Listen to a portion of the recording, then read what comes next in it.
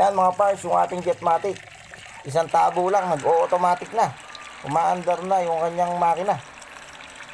Ayan o mga parts o. At kung hindi natin ito mapapansin, mapapalakas tayo sa konsumo, sa ating kuryente. Ayan o. Lalo na kung yung makina ng Jetmatic nyo ay nakalagay sa likod ng inyong bahay. O kaya malayo sa inyong bahay. At lagi nyong ginagamit. Eh hindi nyo napapansin. Kalahating timba lang or isang tabong tubig lang, eh umaandar na. Ayan no, kaya masasabi nyo, ba't lumalakas kami sa kuryente?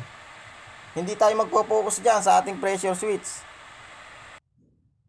At hindi rin tayo magpo-focus dyan sa ating makina ng ating Jetmatic. Yung iba mga parts, yung pressure switch ang pinapakailaman, pero hindi dyan ang problema niyan mga parts. Ngayon dito tayo magpo-focus sa drain mga parts. Bubuksan natin to. Pero bago natin to buksan, i-off muna natin yung ating breaker ng ating Jetmatic. Ayan o, para pagka nag-drain tayo mga parts, eh hindi aandar yung kanyang makina. Kaya ito, in-off ko na yung breaker. Ngayon bubuksan ko na yung drain ng ating tangke. I-drain na natin to mga parts. Hinabaan ko na para madali-daling pihitin. Yung iba mga parts, akala ang problema yung pressure switch. Pero hindi pressure switch ang problema mga parts. Ayan mga parts oh, nakita nyo, puro hangin ang laman. Ang lakas ng pulandit. Puro hangin ang laman niya, kukunti lang ang laman niya ng kukunti lang ang laman niya na tubig. Kaya isang tabo lang nag-automatic na yung ating Jetmatic. Isang tabo lang umaandar na yung ating makina. Kaya napakalakas to sa kuryente kung hindi natin ito mapapansin mga parts. Ayan oh. Huwag kayong pakakasiguro mga parts na ito ay ala ng laman. Dahil pagka ito ay hindi nyo nasimot, mga parts yung laman ng tangke at hindi nyo nasimot, hindi nyo kayang ibalik sa dating timpla yung ating Jetmatic. Yung pressure switch natin, mag-automatic uli yan pagka wala sa tamang timpla. Ngayon bubuksan natin itong patente na to. Luluwagan natin. Yan o, nakita nyo. Nung niluwagan ko, meron pang tubig na tumulo. Pero nung hindi ko niluluwagan, akala natin, akala natin simot na yung tubig. Kaya huwag kayong pakakasiguro mga parts. Kailangan talaga yung inyong Jetmatic merong ganyan. Para pagka nag-drain kayo, pwede nyong tanggalin dyan. Para meron pumasok na hangin at masimot yung tubig sa loob ng ating tangke. Madrain siya mabuti. Para manumbalik yung kanyang timpla. Eka nga, yung kanyang andar talaga.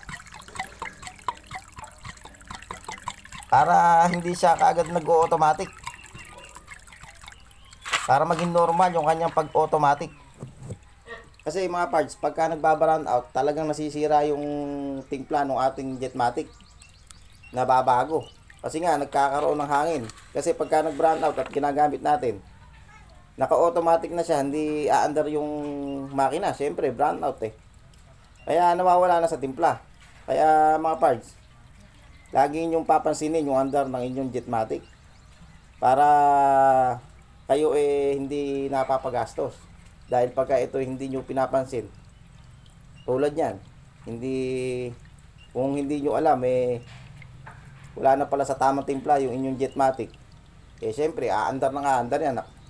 Kada gamit nyo, lalo na kung isang tabo lang nag-automatic na, eh gaano kalakas sa kuryente yun mga parts. Yung iba naman kalahating timba lang aandar na. Kaya yun ang inyong papansinin mga parts. Kailangan pagka gumagamit kayo ng tubig,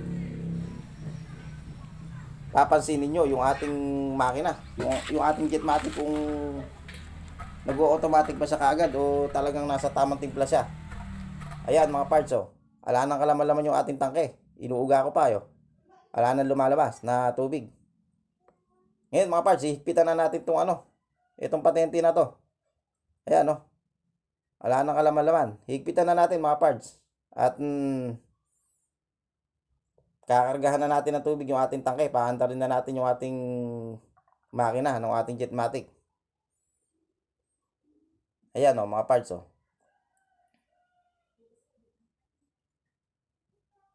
Ayan mga parts, mahigpit na. Bubuksan natin to kasi dito papasok yung tubig. Para malagyan yung tangke natin ng tubig. Diyan dadaan yung tubig papunta sa tangke natin. At ito naman, ito yung linya na papunta sa ating bahay.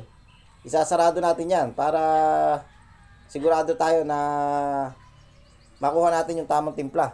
Yung ating pressure switch, hindi natin pakikialaman yan. Ayan mga pards. Ngayon, i-on na natin mga pards. I-on na natin yung breaker para umandar na yung ating makina, yung ating Jetmatic. Ayan mga parts, naka-on na, umaandar na yung ating makina, yung ating Jetmatic. Ayan oh. Narinig nyo mga parts, umaandar na. At nagkakarga na siya ng tubig.